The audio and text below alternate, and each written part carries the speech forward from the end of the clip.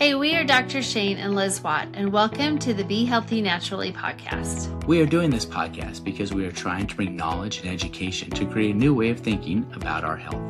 Knowledge is the key to live a happy, healthy life, and our goal is to help you live your best life. Thank you for being on this journey with us, and we hope you enjoy this episode.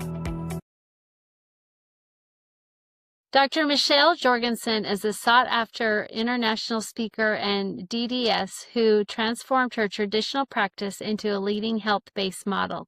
She teaches dentists how to deliver science-backed care that today's patients are actively seeking, helping them improve outcomes, build trust, and grow practices by providing real answers, not just treatments.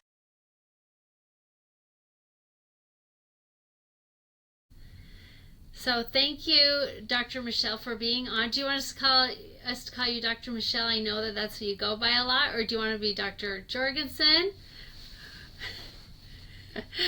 Well, we have known you for quite a while now, and you've been with us for, probably 4 years now? I think you came on in 2022 to the conference, if I remember correctly. Yeah, I think so. Yeah, and this year we especially want to thank you because you are one of our sponsors for the event. So thank you very much for being more involved because we can't do it without sponsors. So thanks again for that, and for one of our speakers. She was one of our speakers on Friday as well. So we appreciate that. And one thing that I remember about you is we did a podcast interview a few years ago, and it was during COVID, and you took every moment of that time to be able to educate yourself, to learn more, even more than what you knew before. And you wrote a book, and you just have been hustling your whole, from since I've known you, of trying to educate yourself more so that you can educate your patients even more. For sure. Yep. I've always been a question asker. And if I don't know the answer, I want to find it. So that's just kind of my nature. And that's really what led me to the type of dentistry that I do today. So kind of quickly, just give us a little bit of background, like how did you get into wanting to be a dentist, just a little just brief bio on yourself personally. Yeah, so my father's a dentist. I was raised in this side of dentistry. I actually have 3 younger brothers that are 2 are orthodontists and one's an oral surgeon. So it's just kind of what we always do. It's a family business. What the family business is. And so when I got but are you the black sheep, though? Well, determine what you phrase as the black sheep.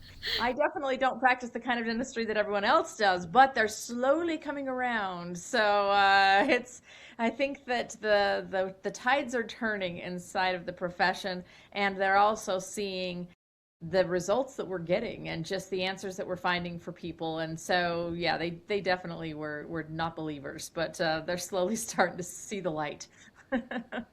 That seems to be the kind of the way, right?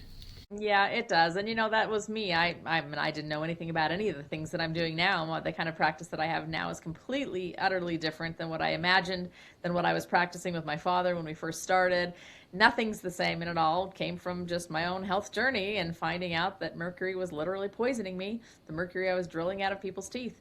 And I had to find out, could I do it in a different way? Again, I didn't have the answer. So because that doesn't sit well with me, I had to go find the answers, find out, is this a real thing? What could it do? How could it affect me? How could it affect my patients? And along the way, a whole bunch of other people started asking me questions like, what do you really know about fluoride? And how about root canals? Could they really affect you in a different way? And what about wisdom teeth areas? Are there, things that don't heal after? I've heard these things, and I didn't know the answers to any of them. So we had to just keep asking and keep questioning until I could find the answers.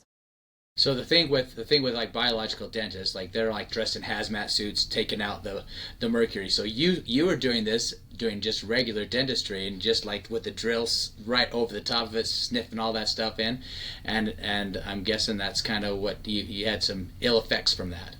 Yeah, 100%. So I started not being able to eat really anything. Like I couldn't even drink water sometimes without pain. And my brain was just shot. I couldn't remember things, and I've always had a good memory, so this was really different. But the big one was numbness. I just had numbness all the way down my hands, my arms. I couldn't hold anything. I couldn't brush my teeth. My hands would just go numb. I couldn't sleep at night, and nobody could tell me what was wrong. So I actually had my practice for sale, and we didn't know what we were going to do. We had 4 young kids at home. My husband worked for the practice. This was our entire livelihood, literally going up in smoke. And eventually, through a long grapevine, someone said, have you ever thought about mercury? Is this, mercury poisoning? And that's what it was. Not because I had fillings, because silver fillings are 50% mercury, but I don't have any. I was removing them. And as I removed them, it releases vapor. I was breathing all that in. So exactly. It was poisoning me. It was poisoning the patients I was doing it on. And it's still today happening in every single dental office across the country. So it's a little bit crazy that this is still happening. Mercury, we talk about it in vaccines, we talk about it in fish, we talk about it in these things, but nobody realizes that the actual largest source of mercury in the environment today is from dental fillings. That is crazy. And also just to think, who came up with the idea of, hey, let's just put mercury in our mouth? It was the barbers.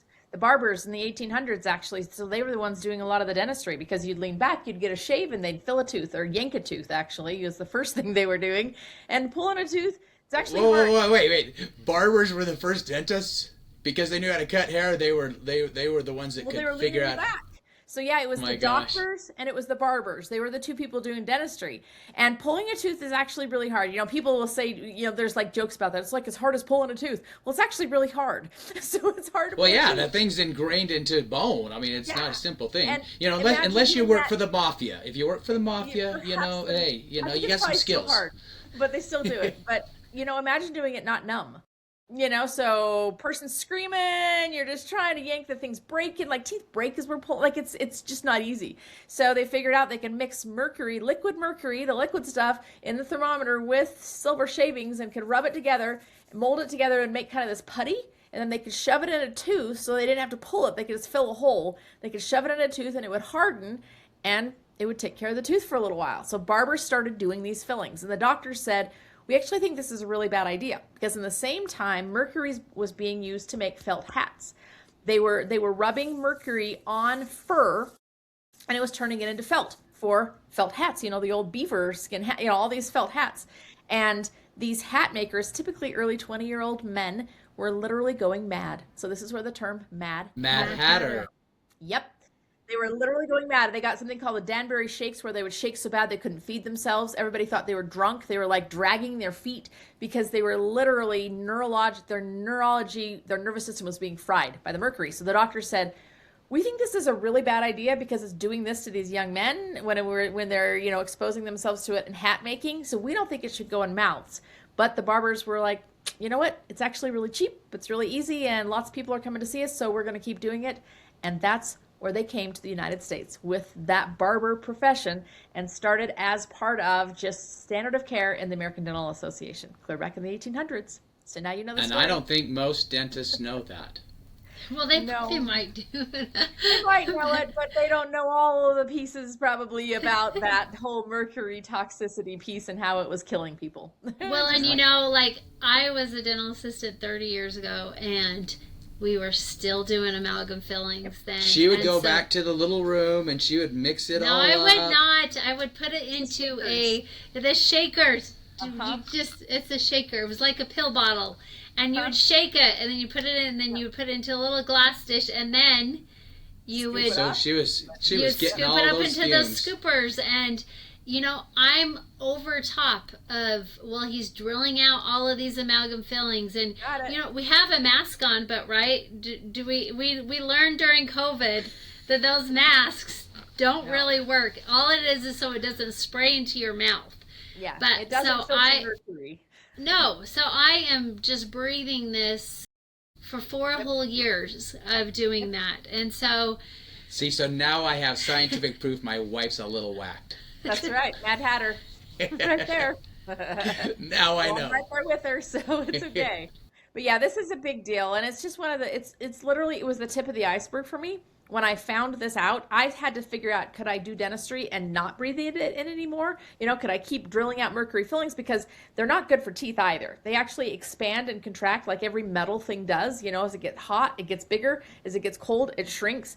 Well, inside of a tooth, it leads to all kinds of cracking and little gaps around it. There's no glue in a silver filling. So there's a lot of dental reasons that they need to be removed. They crack teeth, they leak, they get new cavities underneath them. So I needed to keep taking them out. Bacteria. Yeah. There's all sorts of reasons. I needed to keep taking them out, but I had to find where there are ways to do it safely. So that's the hazmat suit. That's all that you described. But it was interesting because that was step number one. That was the tip of the iceberg. That was the part. How were you introduced to biological dentistry? Like, I know you said you did your own research, but how did you find, oh, there's a whole profession in dentistry that is doing this? Did you just come across it in your research? Did someone say, hey, have you ever looked at that? How did you find that? Well, the doctor said, we figured out mercury is your problem, so you can't keep putting it in if you're going to get it out, right? This makes sense to us. You can't keep filling the bucket if you expect the bucket to empty, it's not going to work. Right. So he said, well, is there a way to keep doing your job? And I said, I don't know. So I had to go find, there was an organization that actually had protocol for this already in place. Had never heard of them. Never heard of them. In fact, everybody usually makes fun of them, like, oh yeah, they're wearing all these crazy suits. Well, no, I started wearing the crazy suit. But then that's when it got interesting. Patients, of course, paid attention, like, what are you doing? So I would explain it, and I'd say, this is for my health, thank you so much. And they would say, well, isn't it probably better? What about mine? Yeah. Exactly. And so I would say, yes, you're very right. This is better for you too. And then they would start asking me more questions that I didn't have the answers to. Those were the questions I was talking about fluoride and root canals and wisdom teeth. And I didn't have answers to any of them. So I had to start just making my way down that road and trying to find the answer. And along the way, found so much more than I ever expected to find. So what do you think is the biggest thing that is overlooked with dentistry? That people are, people just go to the dentist. They don't think anything of it. They think that the dentist knows best. So what do you think are the biggest things that are overlooked that people are missing? So I think really two things. Number one is root cause. Why do you have the dental problem? The typical dental scenario is you go to the dentist, they do an x-ray, they poke around a little bit, they go, oh, you have a cavity here. So you come back and you get the cavity filled. Does anyone ever talk to you about why you had the cavity other than you didn't floss enough, right? That's usually the phrase. Too much sugar, or you didn't brush your teeth, right? As they give the kids the candy on the way out of the dental office, I always laughed at that. I'm like, wait a second, are you trying to get repeat business or what? But there's people that don't fit into that mold. Like, they brush beautifully, they have no plaque on their teeth anywhere, their diets are meticulous, and yet they still get cavities. So there's just no discussion about what is really the root cause of disease. But then no one talks to you about what's in that filling. Like, what does that do to you? Is there anything else that could then impact? And the bigger piece even is, could that filling actually be related to something else systemically? And could what be the thing that's in your mouth already, that root canal? Could that actually have led to an immune system dysfunction that could lead to cancer, that could lead to autoimmune disease, that could lead to so many other things? Nobody's tying all these pieces together. Really, dentistry, the mainstream dentistry is mechanics work. You have a hole, you go, they clean it up and fill it up, and they send you on your way. It's not really healthcare, right? It's being a mechanic. It's fixing a hole. It's fixing a thing. It's a little, we're doing a procedure to fix something. We're not really saying what really led to that problem. And what does that problem also do to the rest of you? Because if you've never noticed, you're actually hooked together. Your mouth does connect to the rest of your body. And it does have an effect. Well, it's the main source of, it's the beginning step of your digestive system, right? Everything that comes into the body pretty much comes in through the mouth. Water, food, and air. So it is the starting point. Not only that, but it's the dashboard. So we can't see very much of our insides, right? We can't see our guts. We can't see our bones. We can't see our nerves. We can't see those things. But we can see your teeth. And I can tell you so much from your teeth. I can tell you if you don't have, if your digestion isn't working properly, if you don't have enough acid. I can tell you if you're lacking in minerals. I can tell you if you're diabetic. I can tell you if you have autoimmune disease. Like, I can tell so many things by just looking in your mouth. And a lot of times, part of the solution actually is in your mouth too. But nobody's talking about this. And what do you mean by that? So there's an interesting book. It's actually funny because it's being my doorstop right over here right now. It's because I reference it so much, but I throw it on the ground when I come out here and open my door. It's a book by a doctor. He's an MD. His name's Thomas Levy. And he wrote it, I think, about 2015. And in the book, the thing that's most fascinating about it is, first of all, like I said, he's an MD, but he's also a lawyer. So he's not going to say anything that he can't back up by research, right? He's got to be able to back up everything he says. He knows this. So in this book, he states that dental disease is the most common contributor to systemic disease of any other thing in our environment. That 60 to 80% of disease is either caused by dental issues or contributed to by dental issues, 60 to 80% of disease. So the three biggies in the mouth are, first of all, toxins. So we've already talked about mercury, but the second one is fluoride. Fluoride affects your thyroid, fluoride affects your brain, fluoride affects your bones. So toxins. The second one is infection, hidden infections, largely around old root canals, which is simply a dead tooth. And your body will find, bacteria will find it, and it will reinfect. Also where wisdom teeth were removed. The third one is airway. People just aren't getting enough air because of the structure of our jaws and our face. We didn't grow wide enough to actually breathe and sleep at the same time. So we can't. So those three things are often big enough to lead to systemic disease, to all sorts of big guys, strokes, heart attacks, cancer, autoimmune disease, diabetes. All of those things are related to the toxins, the infection, and the lack of air that you get through the mouth. It's huge. So what have you seen while you've been treating your patients have been the biggest benefit that you've been able to incorporate? Because, I was listening to your talk that you did at Be Healthy Utah, and I was just like, wow, yeah, I didn't know, you talked about lasers and, all of these different things. Like, what do you think that you've been able to incorporate now that has been the biggest benefit for your patients? Cone beam CT scans. Number one, 100%. So what that is it's a special diagnostic scan that we take. And I'll always remember this patient. She came in, she had an old root canal. And she just kind of pointed to it during her exam and said, I don't know, feels odd. Just has never felt totally normal. So I took a regular dental x-ray, the kind you, I'm sure, took many times as a dental assistant, right? Kind that shoves up in somebody's mouth. People love it when we take these x-rays. Took an Bite x-ray. down. Yeah, and it hurts, and exactly that kind of dental x-ray. It's two-dimensional. I can see how tall something is. I can see how wide something is. That's about all I can see on it. So I took one of those x-rays on her, and I said, root canal looks fine. Nothing's wrong at all. And she's like, well, I don't know. It doesn't hurt, but it just feels odd. Well, I had just gotten my new cone beam. So it's cone, like a cone beam, cone beam CT scan. And I just got my new machine. And I said, you know what? I don't know. For the heck of it, let's just go take a scan. We went and took a scan. And the difference with this scan is it's all the way around your head.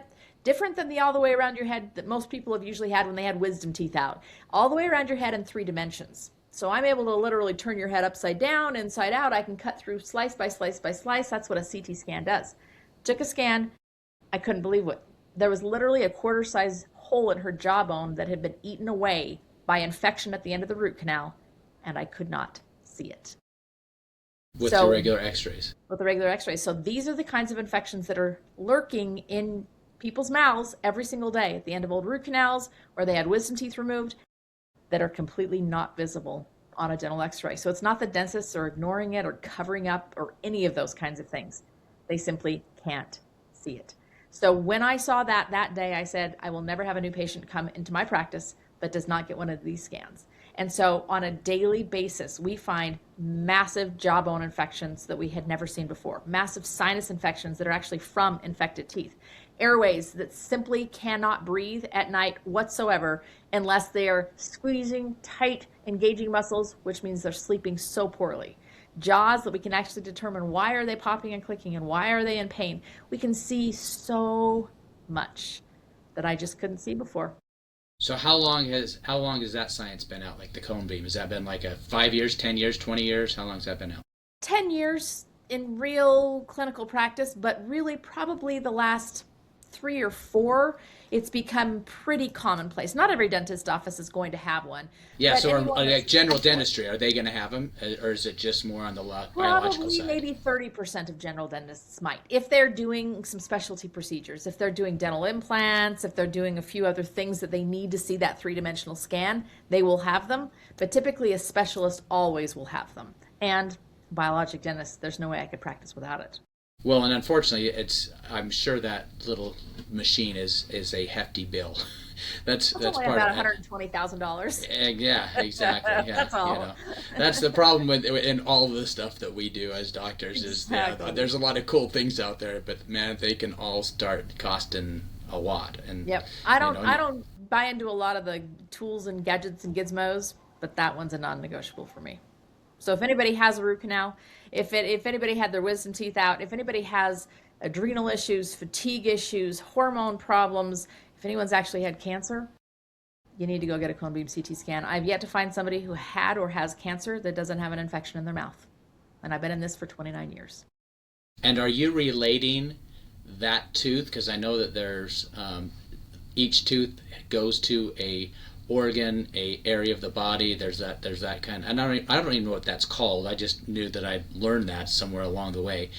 Do you see that correlation? Like if they're having, like, say, lung cancer, whatever the tooth is that, have you seen that correlation when you say that you've seen those things and they all have something going on in their teeth, or is it not necessarily that specific tooth? No, it's very specific, actually. So they're called tooth meridians, and it was mapped clear back in the Chinese medicine era, where they were mapping all the acupressure points, acupuncture points, all of those things. But it's also been verified by Dr. Reinhard Voll in Germany. He continued to map this all. So this isn't just about dentistry. This is foot zoning. This is, I like to think of them as the breaker boxes in the body. There's 4 breaker boxes. And in your house, when a breaker trips, the whole thing goes off, right? Everything that's on that same breaker shorts out and nothing works on that same breaker. Same thing goes in the body, and there's 4 breaker boxes. One is the feet. Every organ is represented on the feet. One is the hands.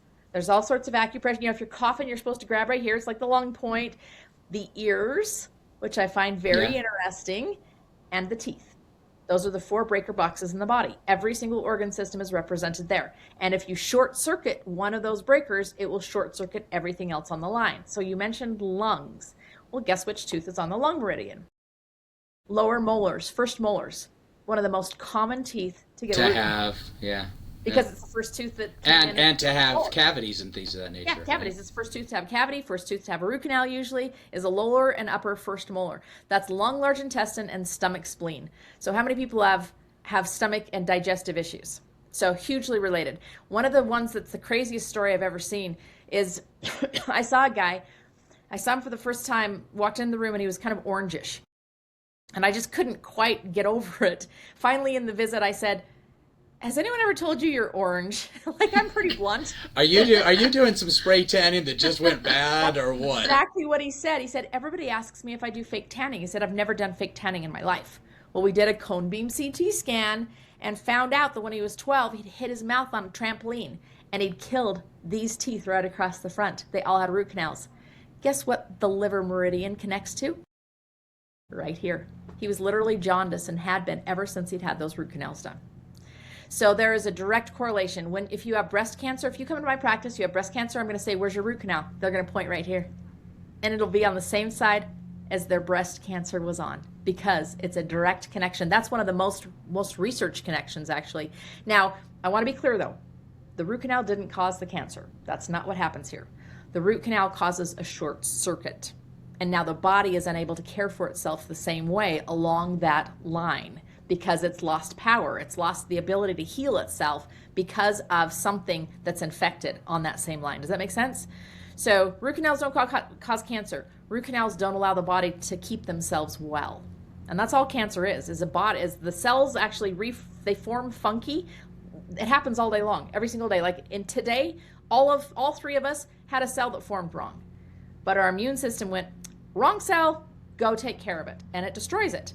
Well, when your immune system is compromised, it can't do that job as well. And those cells start to grow uncontrolled. That's what cancer is. It's uncontrolled cell growth of a cell that didn't form right. Usually our body takes care of it. But when it has something that's compromising it or wearing it down or shorting the circuit, it can't do that job as well. That is so funny, because the way you just explained that's almost exact. Now, I use different terminology, but as a chiropractor, that's how we explain, because the nerves go to different areas of the body, and if there's a problem, we call it a subluxation. If that's not functioning right, it affects that nerve, which is going to that end stage. So eventually that end stage is going to have an issue. That's 100%. Kind of totally, I'm just like, that's a chiropractic analogy. We talk about the same body. Shocker. Yeah. So you use also a lot of ozone, right, in your practice? Yep, love ozone. And there's a lot of kind of misunderstanding about ozone. All ozone is 3 molecules of oxygen. Yeah. Sorry, I got a lawn mowing happening outside my door here. Okay. Yeah, I call it hyperoxygen in my office. That's what I call it. It's hyperoxygen. And I always like to talk about how, just like people, oftentimes we like to be in pairs, so do oxygen, and if we got the third wheel, it needs to find somebody else to go pair up with. Well, it loves to pair up with all the bugs in the body. So it just goes and binds to those. So we use it in all sorts of different ways in dentistry. So we use it around gums to treat gum disease. We use it inside of areas where we take a tooth out, because there's all sorts of infection that's gone deep into the bone, and just kind of removing the tooth doesn't get rid of all those bugs.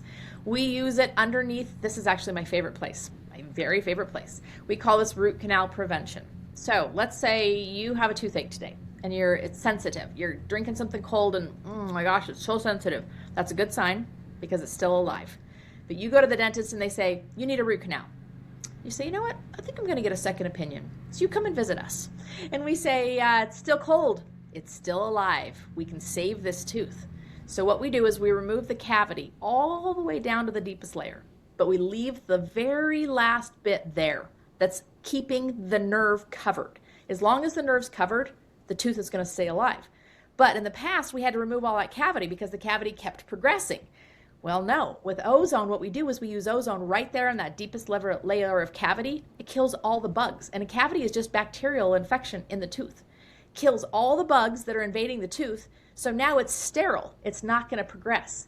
And we just fill right over top of it. So we leave the deepest layer of decay, which sounds so wrong.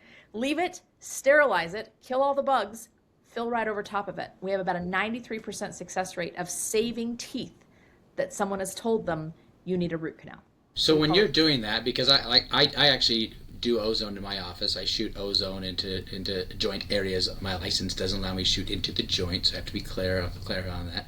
But so like I just have the oxygen, and it goes through a little machine that hyperoxygenates it, and that goes into a syringe. So are you just squeezing like a syringe into that kind of thing? You're like, how long do you have to blow it into that hole before it? You see what I'm saying? Before it becomes sterile, I guess is Good what question. So yeah, our ozone generator, so again, the same thing. Oxygen goes through an ozone generator. It's exactly the same process that happens when lightning strikes. Right. It actually creates ozone as well. So it's like lightning strikes inside our machine, and it creates That's ozone. why people smell that after a storm, because that certain smell is ozone. Yes. Correct. So the ozone comes out, and we're able to use it in a few different forms. We can put that ozone into water, so then we can use that water as an irrigant. So that's what we squirt around gums. That's what we squirt in extraction holes, because it's ozonated water. So you're just squeezing it in, just kind of flushing it out. In that form. We also can use it in a gas. So that gas will come out in a very tiny little tip for us, and we just shoot it right at the tooth. Or we can actually desensitize with ozone. If you put ozone on a tooth, it'll zap the sensitivity in about 20 seconds, and it doesn't come back usually. It's amazing. So we use it for that. Underneath those fillings, it's about 20 seconds.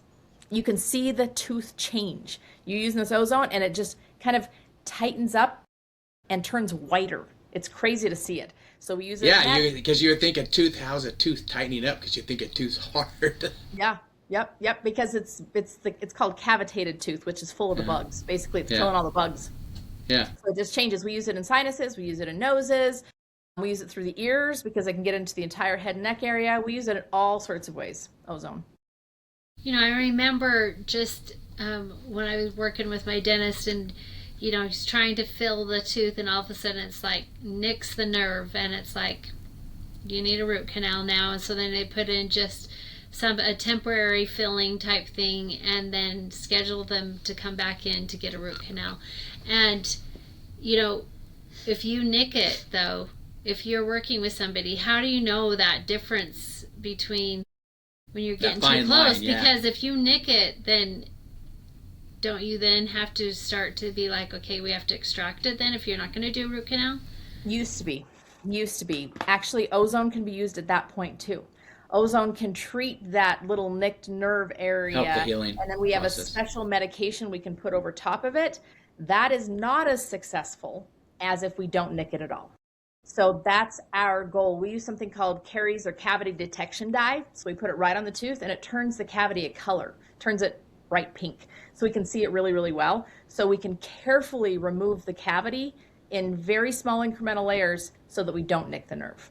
So we're very careful in that process because we want to make sure we can get it just to the deepest layer, but then kill the bugs right there. So we also can save them once it's nicked, but it's less less successful. So we work really hard not to. And I know that there's also different type of burrs too that can help it, so it's not taking away the tooth, but takes off things that are more soft, because the cavities, they are more soft. It kind of becomes mushy, you know. Exactly. Also, you use a lot of lasers, right? We use laser for, one of my favorite things actually to use it for is we use it to shrink up tissue. So, you know, when I talk about airway, oftentimes if you're not getting enough air, it's simply because structurally you don't have enough space. There's this limited space you have, and everything has to fit inside of the lips. You have to have room for teeth, you have to have room for tongues, you have to have room for the tissue at the roof of your mouth, the palate tissue, you have to have room for your tonsils if you still have them. That all has to fit in this very constrained space. And a lot of us aren't growing big enough anymore because of nutritional issues. This is actually interesting. My son, we adopted him at 2.5, and his mouth is super uber tiny because he was really malnourished. And I found out at that time that the first bone affected by malnutrition is the top jaw. So if you see all these people now that have crooked teeth and need braces, all these people that can't fit all their wisdom teeth in their mouth anymore, why? Because we're malnourished. We are just not getting the nutrients that we need out of the food that we're eating anymore. So the space is smaller than it used to be. What do we do about it? Well, everything when we lay back falls backward and it blocks your breathing. So now you have to squeeze your teeth when you go to sleep. Now you wake up all night long, you toss and turn, you wake up in the morning and you feel like you just didn't even sleep.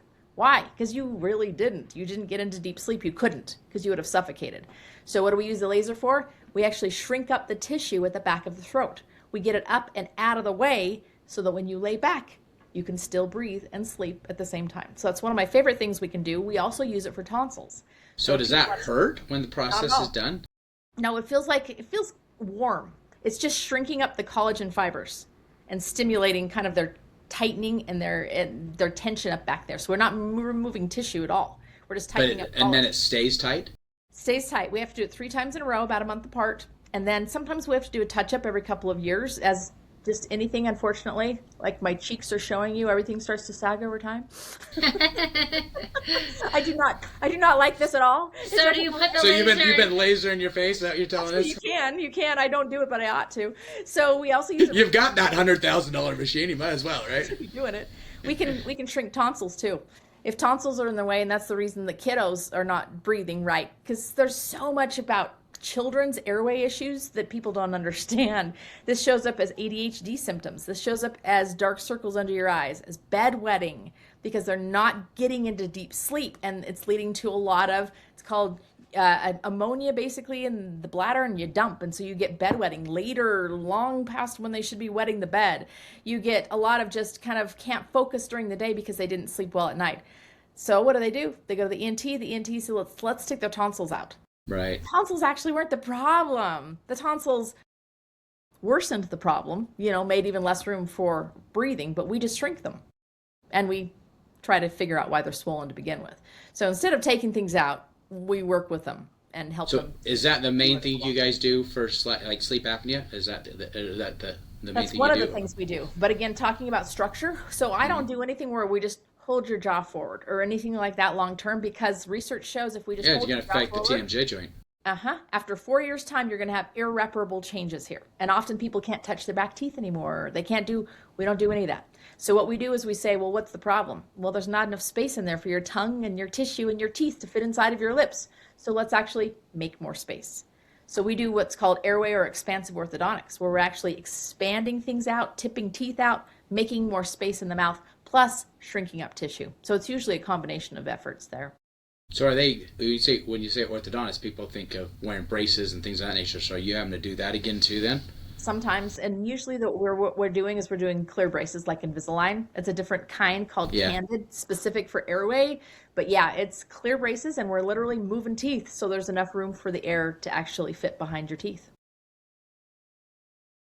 So I'm just totally fascinated by all of this stuff, because I know that, within your mouth, it affects everything in your body. And when you have these underlying infections that are happening, even though you might not see what's going on there, it's like it's happening downstream. And we have these sicknesses, we have these autoimmunes, we have all of these things that are happening to our system, that really it starts within our mouth. Yeah, and that's the crazy thing. Nobody has ever heard this before. And nobody's known this before. However, they have, because clear back in the 1940s, Dr. Weston Price, which anybody who's into nutrition at all knows Dr. Weston Price. He was a dentist, and he went and studied all these indigenous societies all around the world and learned, were they healthy? And if they were, he had a really interesting premise, and I really liked this. He wanted to go discover what made people healthy. So he went to places that people had better health. He didn't want to go figure out why they were sick. He wanted to go figure out why they were well. So he went to places that hadn't been touched by the modern world. They didn't have the standard American diet. They hadn't had all those things added. And he wanted to see, okay, these people are healthy. They have good fertility. They have faces where they can breathe. They have longevity. They don't get sick. What do they eat? And he studied this for 10 years. Nobody's talking about this, but he studied this for 10 years and he figured out exactly what they ate. And every place ate a little different. Like in Alaska, they were eating whale blubber. And in Switzerland Alps, they were eating, milk from grass-fed cows, So it wasn't the exact same food.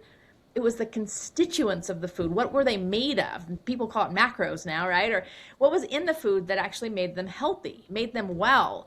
And what he found is the people that were well had 4 times the amount of water-soluble vitamins. That's vitamin B, vitamin C, and 10 times the amount of fat-soluble vitamins. That's vitamins D, E, A, and K. And he didn't call it K because there was no such thing in the 1940s. He called it Activator X, but it's since been renamed vitamin K2. So he was talking about this back then. He was talking about how dental health, root canals. He took all these extracted root canals, he embedded them in rabbits. This is a disgusting experiment. Oh my God. Embedded them in rabbits, and he watched what happened when he put this dead infected tooth in their body, and then he watched what happened when he took it out, which I'm thinking, well, anytime you're going to embed something in a rabbit, it's probably not going to make them well. But he proved clear back in the 1940s, the root canals are dead teeth, and you can't be well with them. So people have been talking about it for a long time, but it's just not something that you make sense of in your mind. You don't think, I've got this ache and pain over here. I bet it's my tooth. Nobody puts those two things together. Right. No, that's absolutely true. And that's the thing the crazy thing is in the natural world, there's so many, and that's one thing that's hard about it. There's so many things to know and to understand and to really get, there's a lot of sayings, we go after the root cause, but it's the root cause according to what they do. That's the reality. The root cause for me is spinal subluxation. The root cause for you is the dentistry thing, So we all have different avenues of trying to help. But isn't that's kind of the cool thing too, is that everyone's trying to help in a different way to all get the same benefit of benefiting those patients and doing it in a non-invasive way.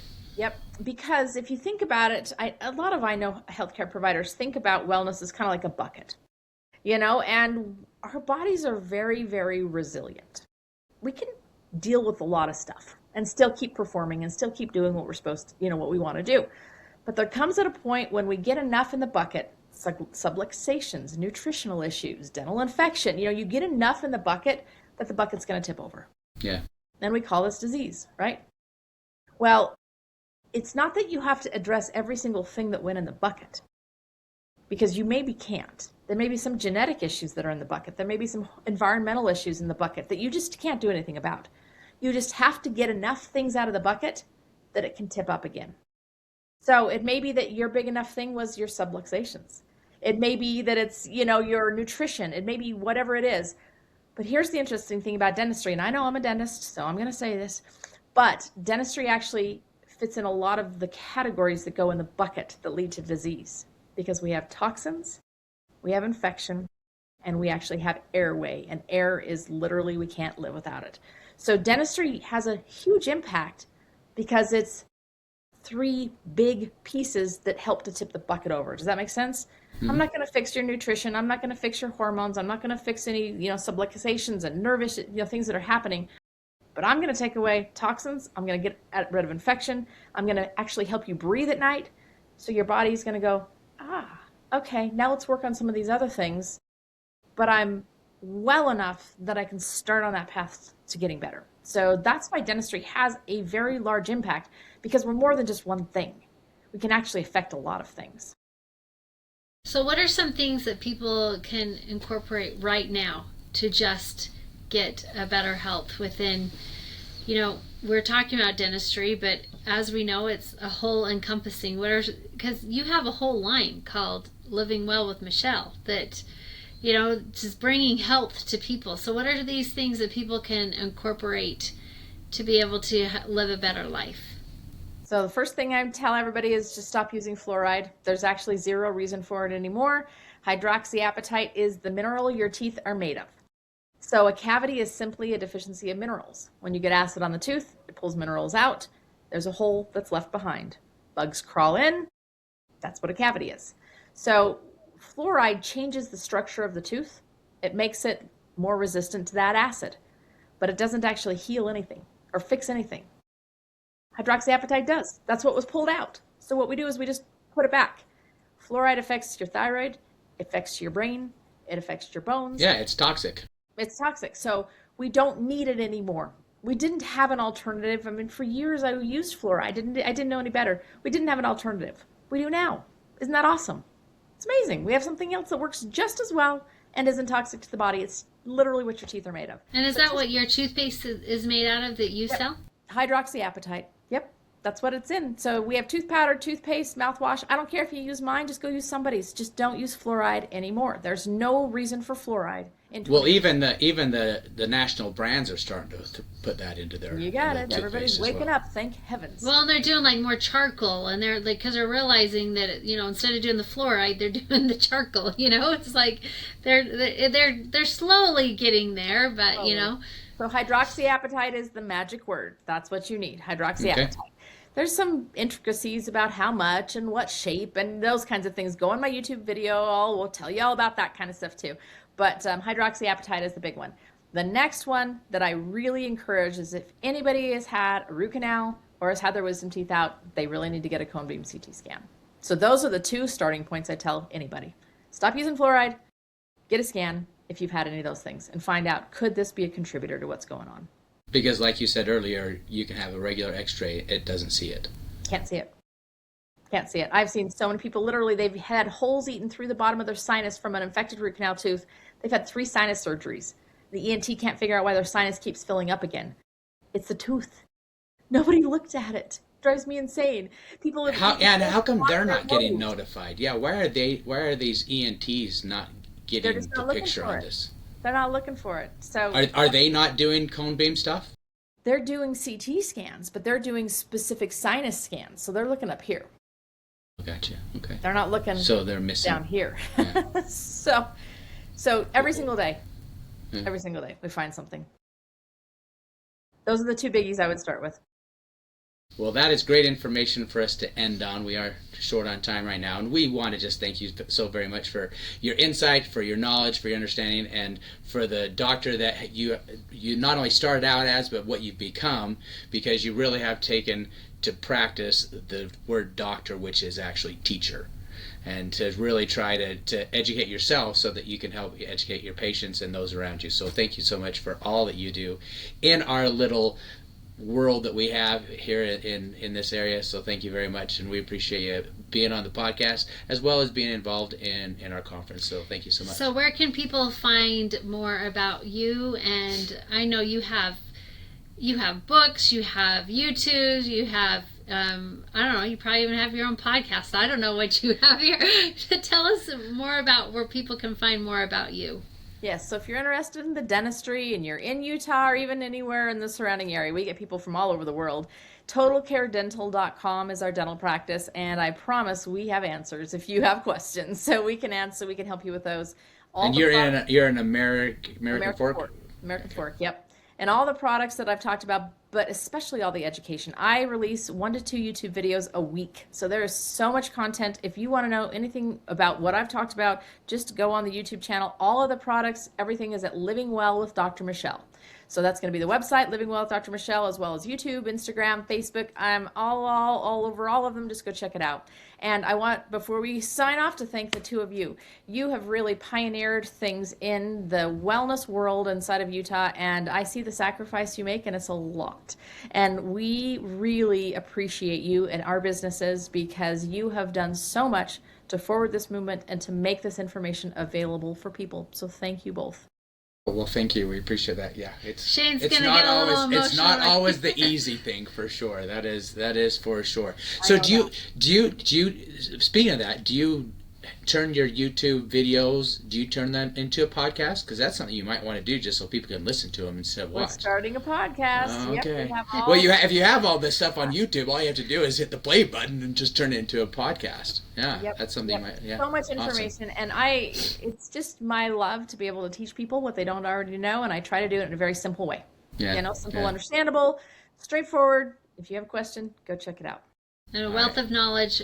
Her book it's full of information. I have read part of it, and there's still a lot more that I need to read, but it is amazing. So go check her out. Because we were lucky enough to go to her little premiere thing she had. Yes. At your house. Yeah. We want to believe that we're a little bit famous sometimes. That's what we tell our kids. Just as long as our kids know that. Well, thanks again so much, and we will chat with you later. Thanks again. Thank you, guys. Your health journey is between you and your healthcare providers. So remember, this podcast is for educational purposes only. To stay up to date, visit us at BeHealthyUtah.com. And please subscribe to our newsletter, where we give additional health information, health tips, as well as recipes. Thank you to our 2026 sponsors. We truly could not do this without them.